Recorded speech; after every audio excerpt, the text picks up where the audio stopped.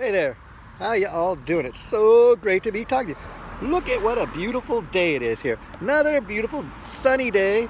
Look at the blue sky behind me in Southern California. Yet they continue to lock us down. They continue to tell you and me if we're essential or non-essential.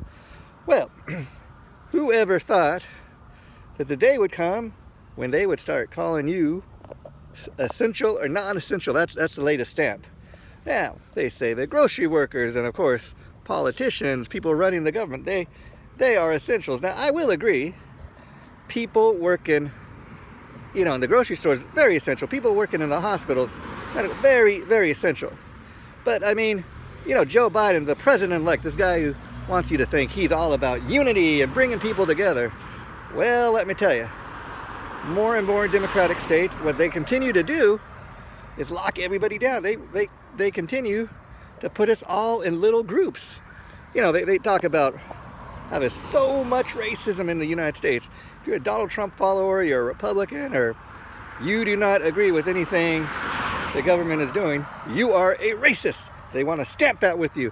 And now you got Twitter and all these other big tech organizations trying to censor who says what and who gets to say it and who doesn't. Well, to me, that is not America. America I am from, everybody has a right to say something. Everybody has a right to speak. You have a right to do it in a peaceful way. I do not agree with charging into the Capitol building and trying to create crazy violence and against people and stuff. No, that's not what America's all about. But you cannot blame people. I mean, all summer long, Black Lives Matter and groups like that, they were looting, they were rioting on streets all across America, and Democrat politicians are going in the media, oh, we're with them. I mean, even the mayor of Los Angeles, Eric Garcetti, on camera, live TV, what a weak leader he was. He got down and he said, I am with Black Lives Matter, I'm with you, take a knee, we will defund the police. Well, the other day when all these riots started happening on Capitol Hill, there was no more talk about wanting to defund the police.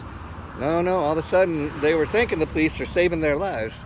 Well, it's very different, when violence comes to your front door. But all summer long we're hearing about people have a right to protest, people have a right to riot and tear down statues. Because that's what America's all about. We told it was a summer of love. Police were being told to stand back. Well, they continue to want to put us all into little groups, talk about racism and how it is bad. It is bad. Racism is a bad thing, but it is not as rampant as so many of these politicians would have you. That is what they use. They use racism to tear everybody down, to turn everybody against each other. If you're in their group, you're one of the good people. I'm talking about the Democrats here. If you're in their group, you're a good person. You're with them. If you're on the opposite side, you say anything against what they're doing or what they believe in, you're a bad person. You're a racist. And the rollout here in California for the COVID-19 vaccine is just getting worse and worse. And the governor wants to blame the president and the federal government. But it's the way they've got the vaccines. They're not giving them to people. And part of the reason is, again, identity politics. They want to put everybody into their little group. They want to give healthcare workers, people working in the medical field, vaccine first. I get that, okay. But then, what they should really be doing is just setting up these places to go get the vaccine.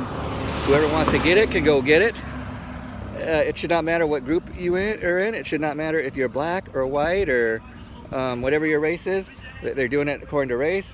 They want to get people that are in prison, the prisoners, the convicts, they want to allow them to get their vaccine before everybody else, even before people that are 65 and over. These are the people that are most affected by COVID, people that can die and get very sick. They do not seem to care, though. The governor, Gavin Newsom, we're talking about, and Mayor Eric Garcetti, they want to blame Donald Trump. Donald Trump is just in office for a few more days. What are you going to do when Donald Trump is no longer a president? You don't have him to blame anymore. Well, I guess it falls on Joe Biden. Remember, even Joe Biden, when he was running for president, the last year, he was telling us how all these people died from COVID-19. It was Donald Trump's fault. He killed them. He killed them. I wonder, Joe Biden, when people continue to die from COVID, will it be your fault? People be able to label you as a murderer? Say you killed all these people? No, I don't really think that myself, but that's why you got to watch what you say. Trying to label other people killers and murderers because you do not like how they did anything. Well, Mr. Joe Biden, let's see how your rollout is of the COVID-19 stuff when you take office next week. Over now, I'll be talking to you again all real soon.